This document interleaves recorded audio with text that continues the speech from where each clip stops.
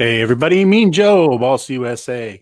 Welcome to episode 9, if you can believe that, of the Shop Time Live Boss USA 1/6 Scale Newport Build Along video. Welcome to the shop this evening, Chuck. How you doing? I'm doing good, buddy. How are you?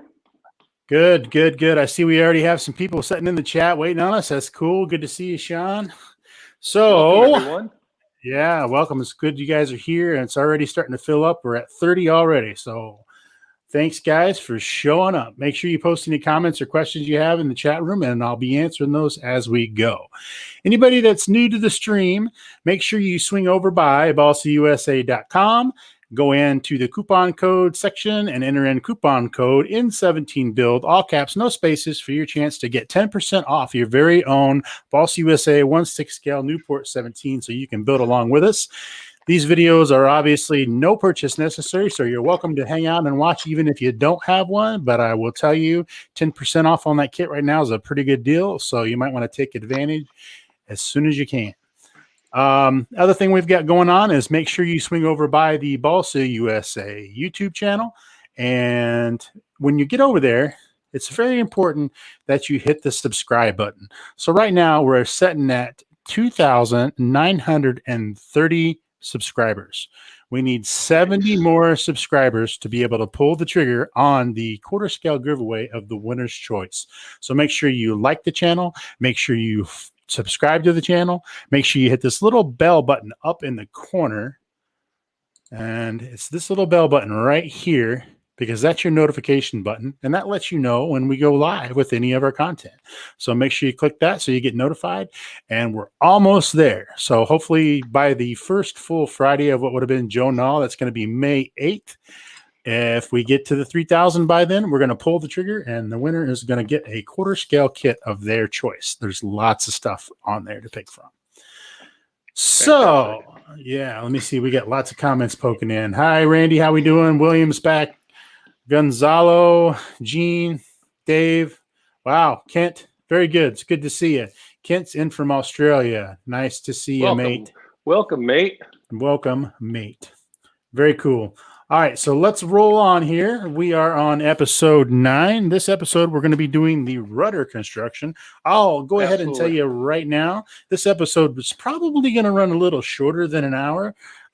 We'll try to fill in time as much as we can.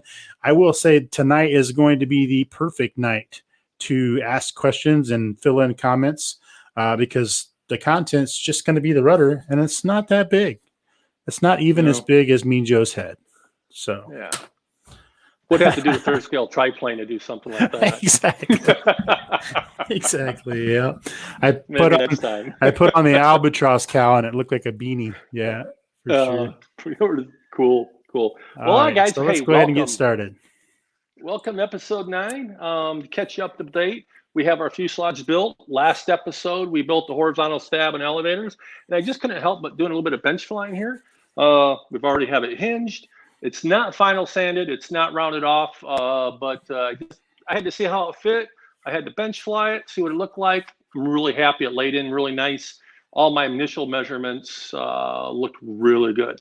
What I did on the sanding of the horizontal and the elevators is I block sanded it both sides, all right? And then once I picked a side, which I thought presented better, I marked that one as the top. All right, so I had it marked at the top, and so now that's my reference. I'm going to go ahead and I'll talk a little bit about the sanding, the edges, and everything a little bit later after we get the rudder done. But remember, last time when we talked about laminating, when I laminated all those parts together on the horizontal, I didn't use a lot of glue because I didn't want any of that glue seeping out to the edges to make any hard points or like that. I did use a thick CA, like a B down the middle, laminate them together, and we were good. So let me go ahead and put this off to the side, and we're going to build the rudder. And at that point, we're going to be in great shape on the fuselage, tail feathers, and then we'll start on the wing Thursday. So we got Ali from Uruguay. Good evening.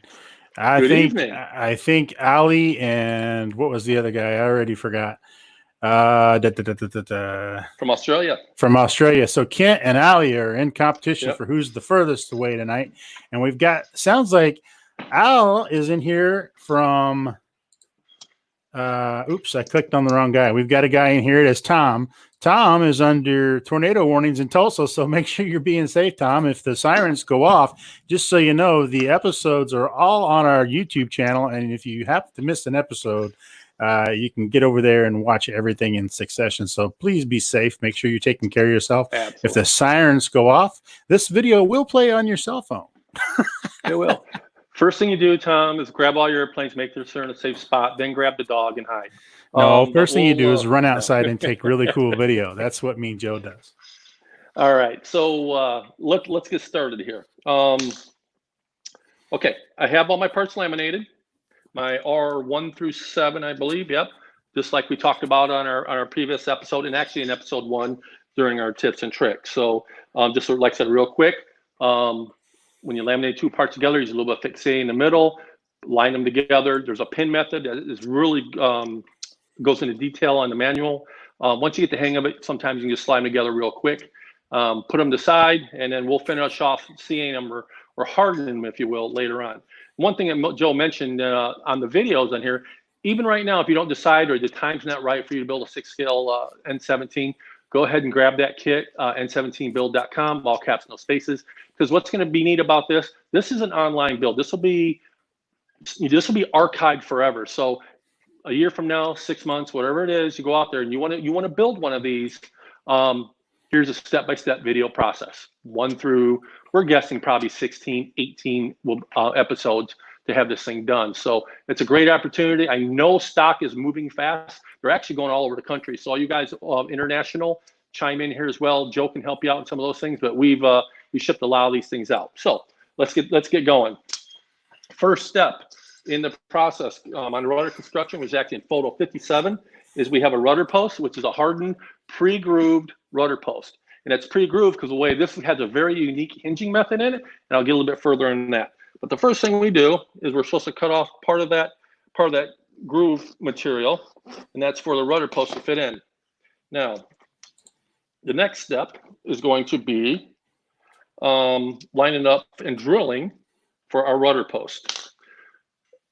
And what I'm going to do on our rudder post, and what I need to do is drill for this wire, and this wire is going to sit into in about like that. There'll be a brass sleeve that'll attach to the rear of the fuselage, and that will slide down. We'll put a wheel collar right at the bottom, and that's what's going to keep that rudder on the fuselage. It's a full flying rudder, so there's no fin rudder combination. It's a full flying rudder. Okay, really unique way. The nice part about this as well, if you loop it, you hurt it, a wheel collar away, you pull the rudder off, you fix it, or build a new one. It's really easy to do, and you're back in business. So what I'm going to do, because this is kind of a thin piece of wood here, I'm going to use my little Dremel tool. I have this already marked. I'm going to pre-drill.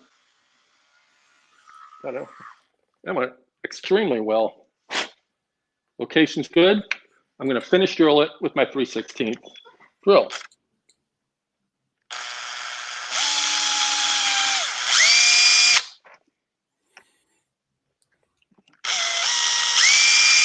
She's through, and the wire, how we fitting.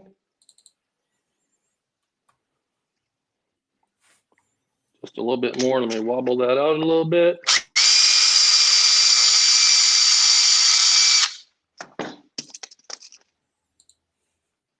Golden. There we go.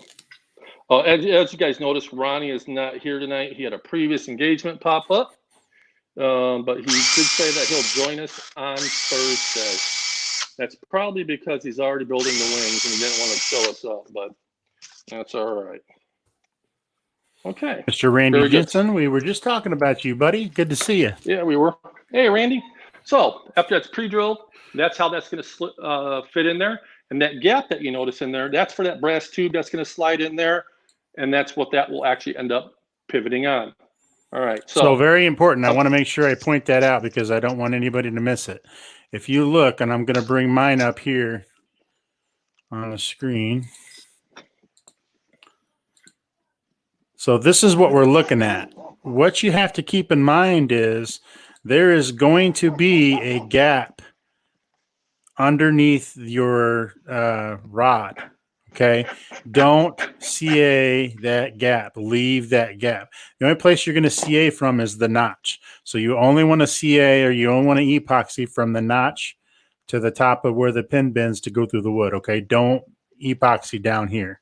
I could see people making that mistake. So I wanted to make sure I point that out. That rod actually goes inside your brass tube like Chuck was talking about. And if you see epoxy that in there, you're going to have a heck of a time getting it out of there without ruining it and have to make a new one. Okay, basically what Joe's talking about, I just went and grabbed the brass part. You should have probably deburred it first, but well, now I got it stuck because I got a burr on it. So I'll have to deburr that wire. Yeah, there's a burr on there. So one of the things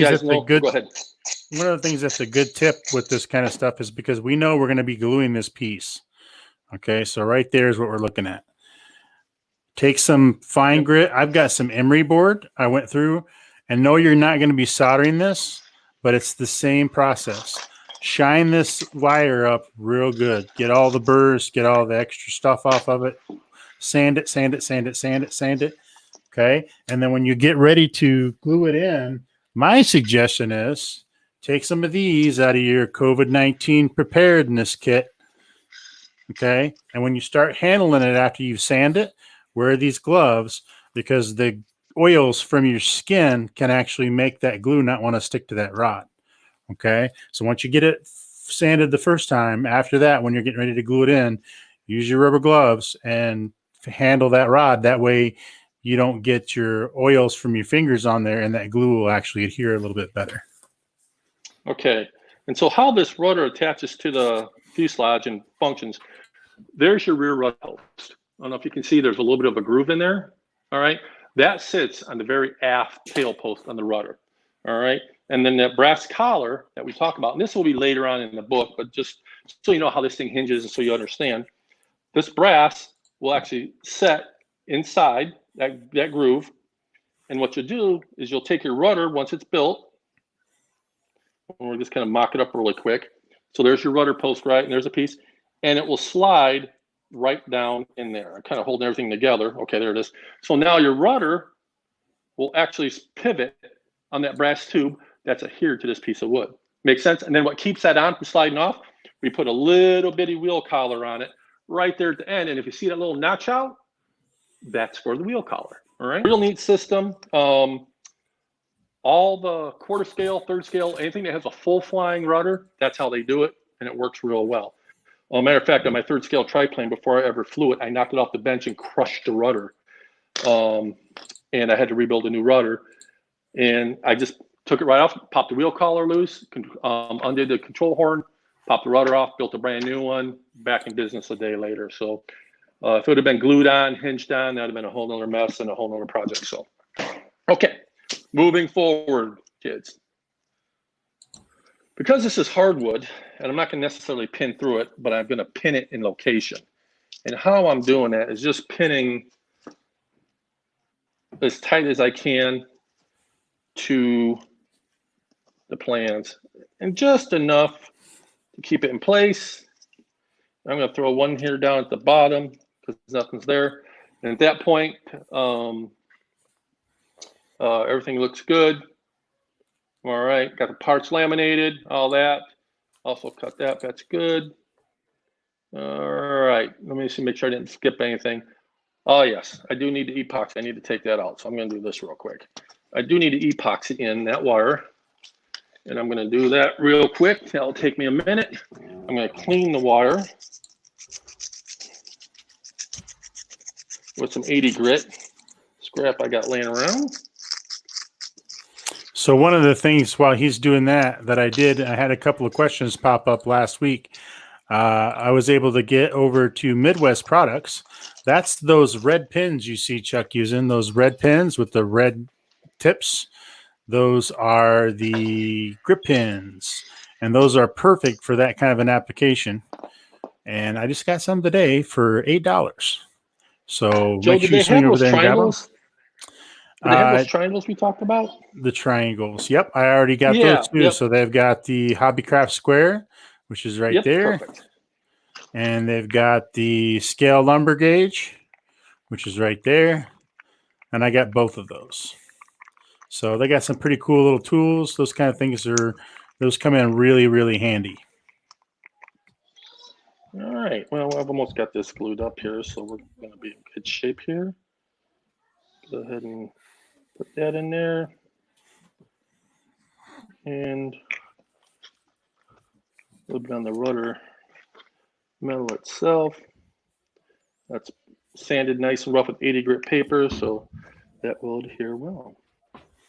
So one of the things I wanted to point out, when you do drill your hole, you're probably going to need to open it up at the bottom so that the bend in the wire can fit flush. You want to make sure that that wire is all the way down inside that gap. So what I did was I took my drill, I believe it's a 3/16. Yep.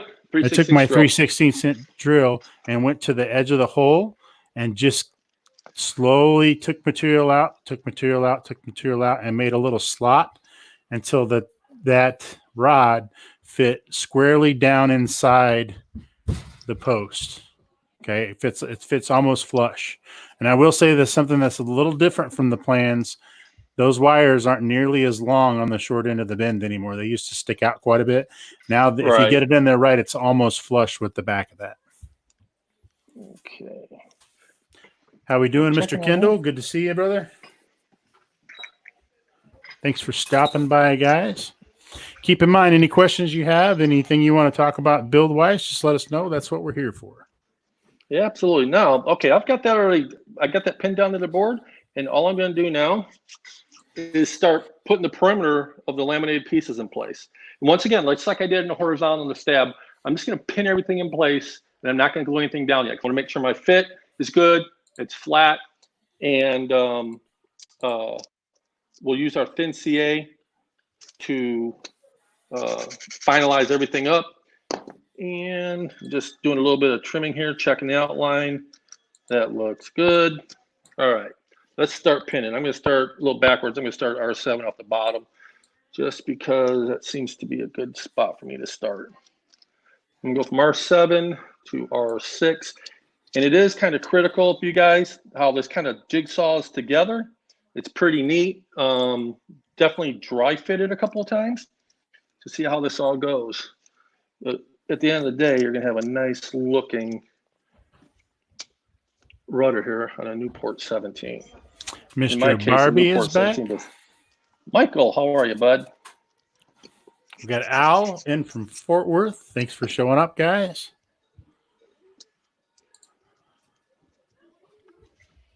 All right. And guys, what I think I'm going to do is I'm going to send Joe some pics, and we're going to do an online poll. And we're going to let you guys pick the color scheme on the BIS and see what I'm going to pick some up, see what they look like, give 4 or 5 choices. We'll do a Facebook kind of post and maybe see what the winner is, and that's the one that I will do. Boy, guys, this guy's going quick. Just like Joe said, this probably won't be a long episode tonight. After building everything that we've done so far, this is pretty quick. I've already got almost all pieces in place. Oh, got a little bit of trimming right there. Try to keep it square. And guys, I did change my sandpaper. Remember last time we talked about how my sandpaper was wearing out? Let the sandpaper do the work for you. Don't push. You're not putting any leverage on it. Let the sandpaper do for you. And if you keep that paper fresh, you'll really be surprised and happy on how well the fit of all the parts and pieces and the final outcome actually is. So, and we'll have pieces in place.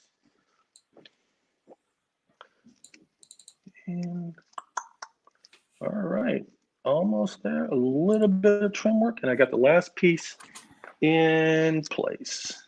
Let's take a look here. I'm gonna just trim that back just a little bit. So that's one of the things also on these anytime you're building these kind of parts. We talked about this a couple episodes ago, and we're going to continue talking about it as we go. Make sure you get good joints Take the time, cut your pieces a little long, and sand to your final dimensions so that you get good joints. Okay. That's very important to do. You got to make sure that those are solid joints all the way around. And don't let the glue have to do the structure for you. The glue is just a binding. Let the joint be the positive. There we go. Perfect. All right. Let me pin that one down. And while I've got that all in place, guys, that looks good. I've got the whole perimeter in. Now, notice I haven't done any of the inner pieces, but I like the fit and everything. Everything's laying nice and flat and tight.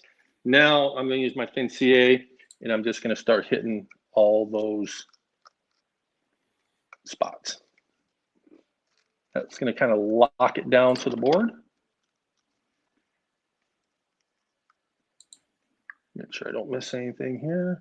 All these some of these seams are so good that I can hardly see them.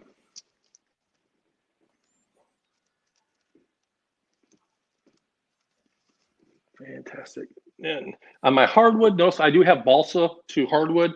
On the hardwood right now, in some of those areas, I'm just going to put a spot on the hardwood side just to keep it down, because that thin CA won't really attach that hardwood that good. So I'm just going to do that. All right. So we're in good shape there. And what I need to do now is I'm going to start adding the inner pieces, and there's a couple of gussets. But there is a 3/16 by 1/4 inch bass support brace that's going to go right behind this main brace. So I'm going to take out that pin because I don't need that anymore. But at first, I have to put in one of the cross members. So, and this is what unique, and this is about the only place in this kit that I've caught to so far that the wood is a 3/16 by 1/8 inch cross member. That's the only one in this kit. It's the only stick. But so just be aware when you start pre-sorting a kit like we talked about in episode 1, just be a little careful that there's going to be this oddball stick, and don't let it throw you off. So it's very easily to get these things mixed up and come out short on a piece of wood. So, but not a big deal. And like I said, remember that on that Midwest Triangle product, it had a little gauges on it, both metric and standard. It's a really nice, easy guide. That's actually how I found this piece. So worked well. So I'm going to throw that back in my bin so I don't lose it. But let's start adding the cross members. If I remember where I marked it. Yeah, and I can't find it. Rick, now is the perfect time to swing over by Balsa USA and use coupon code N17, all caps, no spaces, to get 10% off of the Nieuport 1716 scale build plane. Oh, Rick said he needs a new airplane to build. This would be a perfect one to do. And now's the time to do it. So we're about 7 hours of total build time. Maybe 7.5 hours of total build time. So you could very easily purchase this plane, get it in the next couple of days, and have it done in a couple of weeks, ready to fly. Oh, yeah. Old Dan Landis has a 6 scale D8 he's working on, and he's only had it for a few days, and he's caught up with us. And you know what? He might even pass us because I know he started to work on the wings. He's already passed us. Well, he's only got one wing to do too, so I'm going to give him Dan's a real good friend of mine, and he sends me pictures daily of his builds. And this right here is already, I'm going to try to show this on screen. This right here is, he's only had this kit for a week, less than a week actually, and he's already got it setting up on its feet. See, Dan, I even wore my Balsa USA D8 shirt just for you tonight, buddy, when I saw that. Okay, so I got that horizontal cross member, which is a key part to the bass part that is support that goes right in there. Now because it's a piece of bass and I can't cut it with my little neat cutter here, I'm actually going to score it with my X-Acto knife, and then I'm going to cut it once again, guys, a little long. All right, using my fingertip here as a guide to keep that nice and vertical. There's Mr. Dan Landis. Hey, Dan, he jumped in and finally joined us. I think he was there stalking us. Stalking us. It's like an old girlfriend. All right. little bit more. Once again, I did cut that a little bit long, and I'm just using my block sander here to ensure a nice little good fit. And a little bit more, and I think we're gonna be good. But I'm gonna check the fit on this. That's perfect. Okay. Now this I'm gonna glue in a thick CA because it is a doubler, and it's gonna be bass against bass. So I'm gonna do that.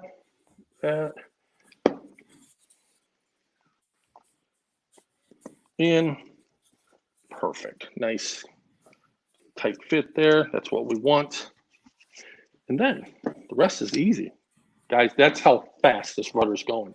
So let's put in a couple more cross members in here, and we'll be able to get this thing off the board. Lickety split. And then I have a real kind of a cool little thing that I do that I'll show you.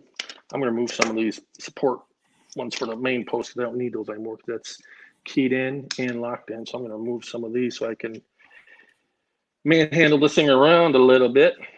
Okay.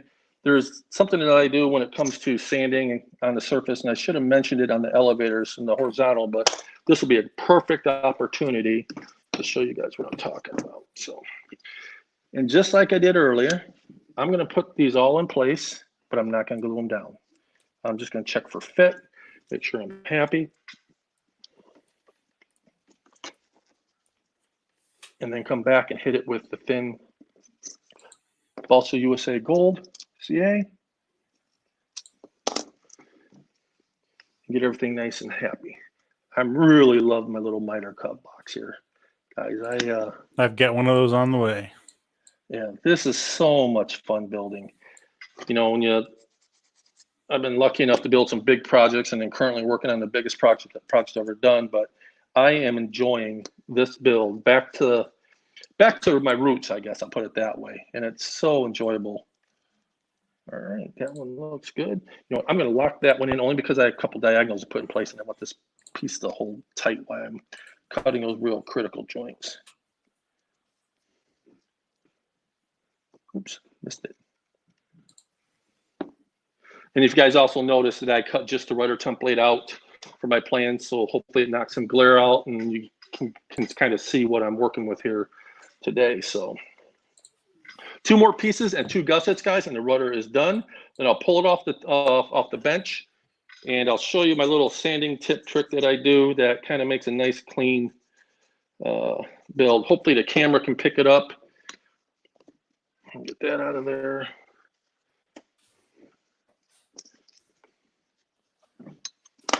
When we're doing these little angles, or these little, I don't know, funky angles, just work with one side and then work on the other side. And you'll be surprised at how easy it just starts falling into place, just like that. A little bit off of that. Make sure you and all come you back guys in. out there, go ahead. Make sure you guys come back and join us on Thursday from 7 to 8 p.m. Eastern Standard Time. And then again on Saturday from 12 to 1 p.m. Eastern Standard Time. And we've probably got about 4 more episodes, kind of waiting to see how it goes. Probably a couple for the done. wings. It'll take 1 episode to do the bottom wing, because we'll do a wing half at a time and build the other wing half off camera. And the bottom wing is really, man, there's not much there. It's almost like building a horizontal elevator. The top wing will probably be 2 episodes because we have an airlines and everything else in there. And then after that, it's going to be fitting the components. So it's to square everything up at. And once we get everything all squared up and, you know, the airframe is going to be true, at that point, the build is mostly done. And that's probably where we're going to stop. And then Ronnie and I will probably come back at a later date and get involved on covering maidens, power systems, all that fun stuff. So yeah, I'm guessing about 6 episodes. Maybe, Joe, we should do a conclusion one. Maybe we can do like a comments review one. Maybe guys have some questions. What's going on? Oh, all yeah. Okay, I figure so a I've got couple all the more diagonals weeks now in place. Okay, so I've got all the diagonals in place. And so I'm just going to come back in here, and I'm going to hit them with some thin CA to lock them in. Okay. Yeah, perfect. And finally there. That's good. That's good. All I have left to do now is a couple of corner gussets, which I have right here. These were laminated parts as well, so I'm just gonna square those up just a little bit here, just so I have a nice, good fit. And I'm gonna kind of pre-fit these. And when you guys add those, when you look at those gussets, definitely please pay attention to the grain of those gussets. They should be cut right, but also how they show on the plans is which way the gusset should be going. Okay, oops. Here, I got that one loose. Come on. All right. And for the gussets, I am going to use some thick CA because it is a stress point. Just like that. That's in. This one. And boom. Rudder's done. Rudder is glued together. I'm just going to let that set up for a second. Scrap balsa, throw off to the side. Actually, I'm going to throw it in my scrap box. Remember your scrap box guys we always talk about? That thing has saved me a couple times during this build already. So make sure you have that scrap box handy. I'm going to get that out of the way. I don't need my miter box no more. That's out of the way. And the manual. I'm done with the rudder stuff at that point. But Sean, the answer to that question is yes, we will be doing some more builds. We don't know when yet. Once this whole stay-at-home thing is all over, we will do more stuff. It's probably going to be during build season because everything gets super busy around here when we're not all locked in. But I would say each building season, we're going to have some type of a live build-along video for sure. Absolutely. Try to just figure out what it is. Could it be a new project? Could it be something special, a prototype? Don't know, but we'll definitely do something. This was too fun to do. It seems like you guys enjoyed it. So we got to keep that ball rolling. So, all right, this is set up pretty good. So I'm going to take it off the board. And I totally expect my rudder to be stuck to the wax paper because it does. Not bad though. Yep, all right. So there's my little rudder plan. I'm going to throw that away. Peel that off. And there it is. There it is. Okay. Good. No, don't need that. Throw that down. Okay, guys, I'm on the back side now. The part that I had down to the surface. So I'm going to go back in here and I'm just going to re-hit some of these areas. All right. Just because sometimes that CA doesn't wick down far enough into the airframe. Now, and actually this is going to work out perfect because I'm going to show you guys something here in a minute. Right there. This looks like this might be good. Okay, so on my front side that I had facing to the table, the joints looked really good. When I opened it up, I saw on the back side, it looked like I kind of had a couple of questionable gaps. And it's still setting up a little bit, so I'm gonna let that tack up for a second. But I am gonna be able to show you here. Okay.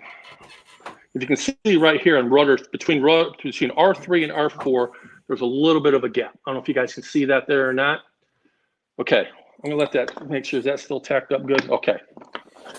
Have my sandpaper. Remember, it's fresh 80 grit. And actually, I'm gonna grab a bigger block because I don't want to be cutting into other sections. There we go. Got good paper there. I got my 80 grit, okay?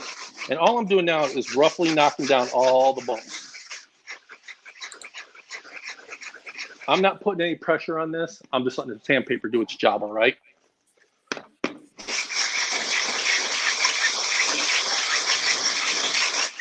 Don't spend a lot of time in one area. Just knock down the bumps. Okay, so now that I've done this,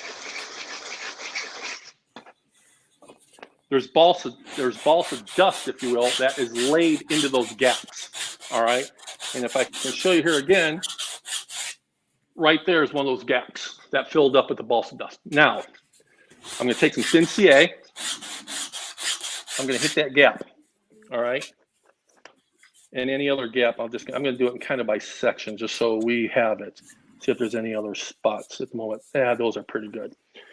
Before it fully kicks again, I'm going to hit it again. I'm not bearing down, guys. I'm just letting the sandpaper do the work. All right. Looks pretty good. Gap's gone. Now, I don't recommend doing that for a bad fit or a bad joint, but sometimes you just can't see some things. And that just makes a nice transition. It acts a little bit, that balsa dust falls in there. You see it hardens it, so it acts like a little bit of a filler and adds some strength. I'm going to go ahead. There's a couple other spots here I'm going to do. That's all good there. That's good there. There's a spot right there I'm going to hit. Got some balsa dust in, some there, right there. And that's going to look shiny and new, like it's a perfect welded fit. All right, let that sit for a second. All right.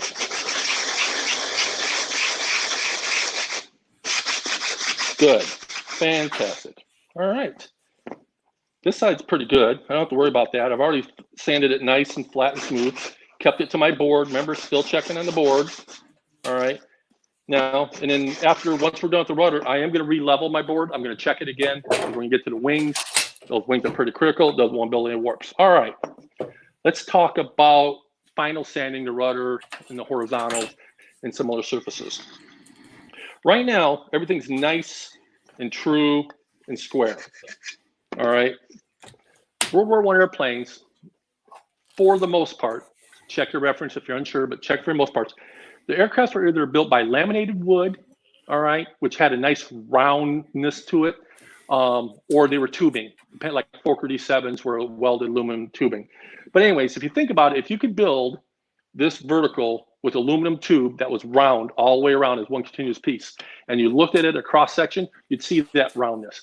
That's how you're going to want to sand this rudder. You're going to want to sand the rudder this way, the stab on all three sides. You can, even the trailing edge, you can do it round, and on the elevator as well. And that kind of radius, 180-degree arc radius, that's the look you're going. Now, if I would have used heavy CA or a lot of glue, I could have never gotten a nice roundness because some of that glue would be popping out in there and it would call a hard spot. So when I'm trying to round that and round it up, I'm going to be hitting this bump and my sandpaper is going to be skipping over it. And if the more I want to bear down into that, I'm going to cause a wave, okay? So the best thing you do, if you do have one, take your X-Acto blade and just cut it out. You know, put some balsa filler in there for later, but just cut it out, okay? So once I have this all final sanded, I'll do flat sides first, like we just kind of did, okay? I'll round it all the way off where it looks really good. And I'm using 80 grit sandpaper, guys, right now. I'll come back with a piece of 220 or 150, 180, and do a final sanding lightly before we cover it, all right? But it's all sanded. Then I'm going to use my block, and I'm going to round everything to a nice radius. Something to help you out, if you're unsure of a radius, either use a radius or use a circle guide. Find the application that fits. Make yourself a little balsa template from your scrap box that we have over here, guys. Excuse me, and check for radius if you feel uncomfortable. That's what a good pattern guy would do. Would do it that way, or you can simply eyeball it. Lots of times what I do, you can actually see the center line of the two laminated parts here together. You can see that in there, and obviously use that as your center. Once you're all done sanded and you're happy, then, excuse me, take your thin CA and go in there and wick on that seam, just ever so lightly. Then right before it cures, take some loose sandpaper and just slightly scrub it down in, all right? And what that's gonna do, that's gonna ensure a nice, tight rudder that's gonna be built strong. It's gonna be built light. It'll be sanded and have a nice, good look to it as well. And while you're doing that, you can actually take your thin CA and go on the inside. You can actually do that at any time, but I kind of think about doing maybe one of the last things you do, and go ahead and wick it on the insides, just as a safety factor. But remember, this CA, that whole spot welding thing we keep doing, that should be your mentality, because this stuff travels so far in this balsa that you don't need to be literally laying down a beat of CA. Okay, guys, that was quick. Look at that. We got a rudder. Okay, I got bench fly this thing. Hang on a second. This is always the fun part, guys. All right, let's do this. Get the fuselage back up here. That's going to sit about like that. What do you think, guys? Starting to look like an airplane. Got all the movie bits. All right. Very cool. We got Nieuport 17 biffs happening. Joe, what do you got going? What's comments going up? Do we have any questions or anything? I've been watching. They use just enjoying the build mostly. I see a couple of recommendations. I see 1/6 scale Ginny. Interestingly enough, so a little history. Balsa USA used to be Joy Products, and Joy Products had a Ginny. I believe it was a 1/6 scale Ginny. We have thought about bringing the Ginny back. We haven't made that decision yet. We've got lots of products on the board before that can happen. But as we move forward, that might be something we look into. If you can find one on eBay, pick one up. There are Joy Products Ginnies. And just so you know, everybody asks for Ginnies. That is a huge airplane. It is. Actually, it's funny. Lots of flying wires. Lots of flying wires. It's a very big airplane, long wing, very narrow fuselage. My father actually built one and designed one, and it was the plans were featured back in Flying Models magazine. It's 94 inches, flies on a OS 91 four-stroke. I still have it. I have it displayed in my other workshop. It's a big, skinny airplane. There's a lot to this airplane, but an amazing flyer. And you're right. A 1/6 scale Jenny would be awesome. A 1/6 scale GH4 maybe, hint, hint, hint, or maybe even a standard. You know, the standard was a predecessor to all those, a swept wing version. That'd be kind of cool. So one of the things I'm a British guy, a Tiger Moth. Yeah. So one of the things that if you like that style of airplane, we also offer a quarter scale de Havilland DH4 that's a very similar airframe. It's not exactly the same, of course, but it's a great flying airplane. And as a quarter scale, this is a huge, huge airplane. That has got and a superb flyer. Oh my goodness, yes. That has a wingspan of 127 inches in quarter scale. So those of you that get over and subscribe to the YouTube channel have the opportunity to win your very own quarter scale DH4, because that is on the list of quarter scale airplanes. It is, and it's the biggest one we have, and it's probably one the top tier in the price range. So, but also it's a very sweet flyer on a bunch of different engine platforms. I've had the pleasure of flying Pete Goldsmiths a couple times, and it is probably the most relaxing airplane I've ever flown. It's very nice. Let's see. Quarter scale albatross is something that we've talked about. Now, this is a subject that we get on quite a lot because people see that third scale albatross sticker price. I want to explain to you just real quick. We've got plenty of time. That albatross comes with lots of stuff. People don't realize that albatross comes with probably what would be a $600 spinner. That spinner in there is crazy. So a lot of people shy away from that. So quarter scale albatross, there's a ton of wood. That thing comes with 3 boxes. I mean, there's just a lot. You get the spinner. There's lots of extras and the cowling. Yeah. There's all kinds of stuff in there. So keep that in mind when you're looking at that. Being a very expensive kit, it is. Quarter scale albatross is something that we've talked about. I'm not sure when and if that might make it to the view. We've got right now a little insider information. We've got 2 that are on the build table and being worked on. One of the new ones is right there, and you're not going to see that because it's a super secret squirrel project that I keep covered when I'm doing videos, so you're not going to see it, but it's right there. And then shortly after that one's finished, we're going to do another one. So keep in mind, right now, Balsa USA is in process of taking all of our kits and transferring them over so that we will be able to laser cut the parts. That is a huge undertaking for nobody that's ever did it. A lot of our plans are very old, like Chuck's age. Hand drawn, and we're having to go back in and redraw everything in CAD. So just bear with us. We are getting there. It's coming very slowly, but it's getting there. And of course, right now with this whole lockdown thing, we're down to just a couple of people being able to work. So Just We shipping hear the you. product. That's what we're down to. Yeah, we hear you guys. I just want to make sure you know we're listening to you. Every time somebody suggests a kit, I got a little list and I write my list down, and you can see my list is right here. I write it down and I take notes, and those are things that we're going to put on our future. So Scott Bauer says, where would I get guidance or assistance in what parts would complete one of your planes to actually fly? So with most of our kits, Scott, you're going to get pretty much all the wood and all the hardware. The only hardware you're going to be lacking for our kits is going to be push rods. You're not going to get push rods. You're not going to get covering. So you're going to need the kit. You're going to need covering. You're going to need push rods. You're going to need servos, wheels, guns, decals, those kind of things. We do offer packages for all those kits, but the kit itself is pretty complete. There is actually, you get most of the stuff. So you don't obviously get any electronics or any of the engines or anything, no fuel tanks, that kind of thing. But the airplane, you get the framing of the airplane basically is what you get. You get the frame up of the airplane. You get everything you need to complete the airplane, which they say to put it on its feet. Okay, in air quotes. The only thing missing on its feet will be its shoes, which will be the wheels. Okay, and the reason why a lot of this stuff is not included in the kit is because there's a lot of options out there, from engine sizes, electronics that you're going to use. Really, the only other things that narrows it down is your choice of covering material, and there are choices of covering materials. The wheels tend to be kind of specific for the airplane. So if you do grab a kit, grab a set of wheels, and that way you can get on its feet. You can actually have the airplane covered with your favorite covering material, sitting on its feet, ready for you to install your engine electronics. Think of it like an ARF. Okay, you could actually get this airplane up to that out of the box ARF stage with all the coverings on, and then add all your equipment as you go. Yeah, and I will say our Dubro, and I'm looking under my feet here to see if mine are laying right here. Our Dubro line of vintage wheels are actually very, very nice. There's a lot of things you can do with those.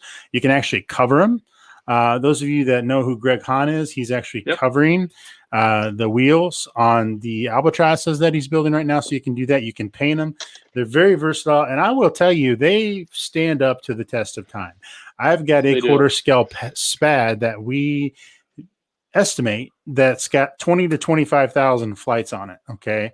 And that airplane has got the original set of wheels on it. So just so you know, those wheels are very tough and hang in there. So you can, and now's the perfect time. If I see a lot of you guys asking questions about how to get started. Right now is the perfect time, because if you go over to bossusa.com and enter in coupon code N17BUILD, all caps, no spaces, you're going to get 10% off of the Nieuport 1/6 scale kit, which would be perfect switched over to get your wheels, your guns, and decals, and receive what we call the package deal. Now, you're not going to get 10% off of anything but the kit for this sale, but it's a good opportunity to get it and get a little bit of a discount. And you will save on shipping because I'll bundle everything together. Yes, hopefully. Absolutely. So that's what my suggestion always is bundle. Bundle to $100. I'm going to do a little tip. And the reason the wheels were covered, like Greg Hahn did on his video, the full scale World War I airplanes were spoked rims and tires, very similar to a motorcycle. If you look at all the cars back in those days, they didn't have solid wheels or they had hubcaps. That was a typical application of how you build a wheel. They put fabric covering on them that kept the mud out of the spokes, as these guys were flying off of they're flying off of pasture fields pretty much, like you'd have in your backyard or something. So the mud would collect on the wheels and in the spokes and cause an off balance. If you ever, any dirt bike riders out there who've been a rim or even on your bicycle, you've been on a rim, you get that clown car effect. That's why they actually covered them. And so Greg does a really neat video on how to simulate that covering by actually adding covering over the existing material. And it's very effective and it's really cool. So this airplane right here, and I'm trying to get my pointer over so you can see it. So right here, you can see these are just the regular Dubro vintage wheels, third scale vintage wheels. This is the spinner that comes with the kit. All the flying wires, everything you see comes with the kit. So that's just a quick rundown of what comes with that. All right. Yes, Gary, that's one of the things that we're already doing. We are updating the manuals. And while we update the manuals, I am putting in versions and dates on the covers so we can keep a little bit better track, because we have a lot of that going on. I'll get questions from folks that are building a kit, and I think we had talked about this with you in particular, Gary, is you bought a kit that had an older manual and the pictures and stuff were all labeled different. So that's one of the things we're going to try to make sure we start keeping better track of. Very cool. And on my circle template, guys, when we talk about the circle templates and for the roundness of doing shapes and everything, these are drafting templates. You can buy them online. They buy them in bundles, packs. I'm a graphic artist by design, or by living, I guess you'd say. And in the early days, before all computer technology, a lot of us layout artists would use a ton of circle templates for doing our artwork. But I still have those. I use them now more for modeling than anything, but they're a great little sample to have, and you can check them out at any drafting supply store. Perfect. All right. So we are actually did pretty good on time. We're coming up on 51 minutes. So that's take it. So make sure you come back next Thursday. So not tomorrow, but the next day at 7 p.m., 7 to 8 p.m. Eastern Standard Time. And we're going to start on the upper wing construction. So be ready for that. So what we'll do is the same kind of thing. I will have pretty much everything done so we can have pictures. And also Chuck's going to be, I believe, doing one half and then building the other half on screen. I think that's what the plan was. Yep. And guys, what I'm going to do is I'm going to clean my board. I'm going to re-level everything, check everything again, just for good habits. All right. So I know that I'm going to build a nice straight wing, a nice clean work area. It's always a nice fresh start.